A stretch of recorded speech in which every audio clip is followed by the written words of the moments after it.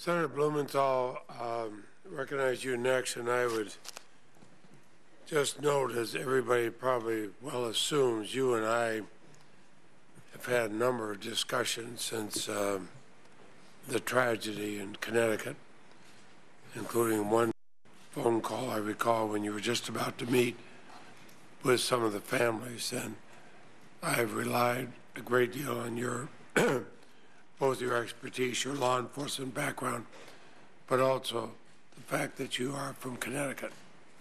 Senator Blumenthal. Thank you, Mr. Chairman. I want to express my appreciation to you for your sensitivity and your condolences, and so many of my colleagues for theirs as well, and the expressions that we've had this morning, and also obviously for convening this hearing, which is a beginning, hardly an end, just a first step in what I hope will be a call to action that Newtown has begun, and action that is really bipartisan.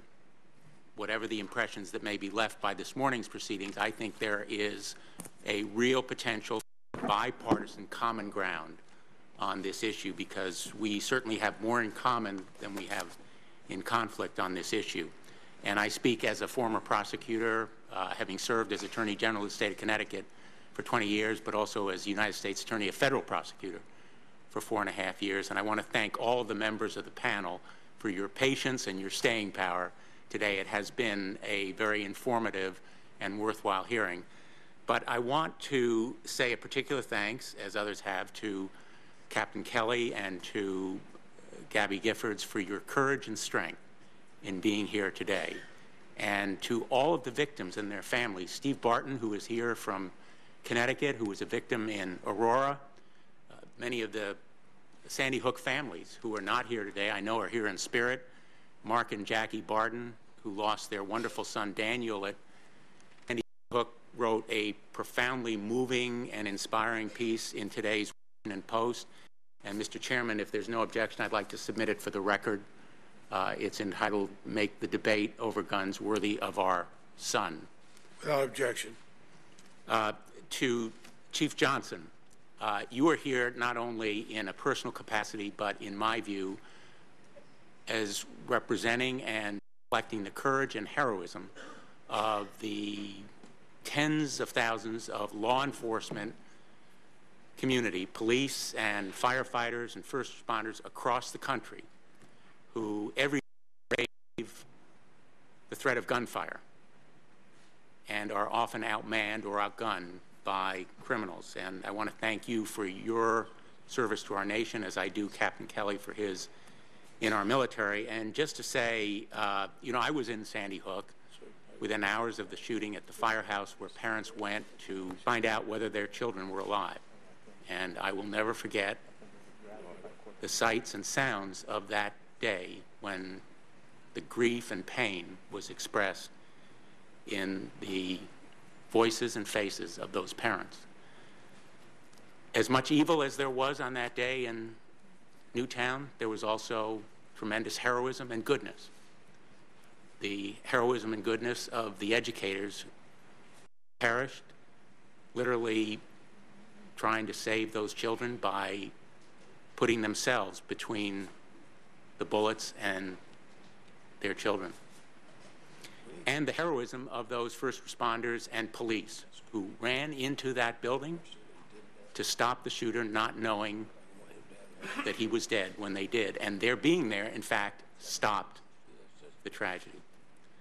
So I want to thank also the community of Sandy Hook. I've spent countless hours there, the better part of 3 weeks after the shooting, and most recently this past weekend, the dedication of a memorial and then time with one of the families. And their strength and courage, I think, has been an inspiration to the country and very, very important to advancing an agenda of making our nation safer. And one way they've done it, one way, not the exclusive or only way, has been through a pledge called the Sandy Hook Promise. This promise, I would like to read. We have it on a chart here. It is, I promise to honor the 26 lives lost at Sandy Hook Elementary School. I promise to do everything I can to encourage and support common sense solutions that make our country safer from similar acts of violence. I promise this time there will be change. I'm proud to say Steve Barton has Sandy Hook promise, Gabby Giffords and Mark Kelly have made the Sandy Hook promise. Tens of thousands of Americans in Connecticut and across the country have made that promise, as have I. So I want to ask Mr. LaPierre, will you make the Sandy Hook promise? Senator, our Sandy Hook promise is always to make this country safer, which is why we've advocated immediately putting police armed security in schools, fixing the mental health system, computerizing the records of the mentally adjudicated. I would hope we could convince some of these companies that are just, I'm not talking about First Amendment, I know they have a right to do it, to stop putting out such incredibly violent video games that desensitize. And finally, we need to enforce the reasonable gun laws on the books that NRA support that we do not do. That will make the country safer. Can I take that as a yes? Yes, that's a yes. Thank you. We have 11,000 police instructors. And can I invite and urge you to advocate that your members, responsible gun owners, and I thank them for being responsible gun owners, also join in the Sandy Hook promise? Senator, there is not a law-abiding firearms owner across this United States that wasn't torn to pieces by what happened in Sandy Hook. They just don't believe that their constitutional right to own a firearm and the fact that they can protect their family with a firearm it resulted in the problem. Let me ask you this, Mr. LaPierre. You and I agree there ought to be more prosecutions of illegal gun possession and illegal gun ownership. You know, the problem, Senator, is I've been up here on this Hill for 20-some years agreeing to that, and nobody does it. And that's the problem. Every time we say we're going to do it, and I make you this bet right now, when President Obama leaves office 4 years from now, his prosecutions will not be much different than they are now. If each U.S. attorney did 10 a month, they'd have 12,000. If they did 20 a month, they'd have 24,000. Let's see if we get there. Chief Johnson, you've testified very persuasively on the need for better background checks. Do you believe those background checks ought to be applied to ammunition purchases as well as firearms purchases? Our organization supports background checks on ammunition sales. Thank you.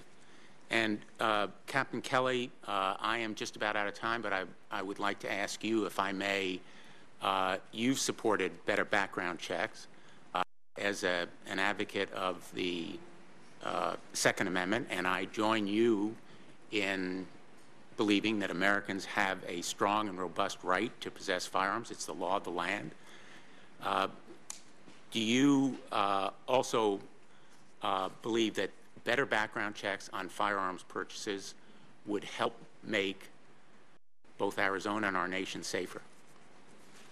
Absolutely, Senator. While we were having this hearing, I don't know the details, but in Phoenix, Arizona, there is another, what seems to be possibly a shooting with multiple victims. And it doesn't seem like anybody's been killed, but the initial reports are 3 people injured in Phoenix, Arizona, with multiple shots fired. And there's 50 or so police cars on the scene. And I certainly agree with you, sir, that you know, a universal background check that's effective, that has the mental health records in it, that has the criminal records in it, will go a long way to saving people's lives. And improving the quality of information in those Absolutely. Checks would make a difference. Let me just again thank the panel. My hope is that Newtown will be remembered not just as a place, but as a promise, and that we use this tragedy as a means of transforming the debate, the discussion, the action that we need to make America safer. Thank you, Mr.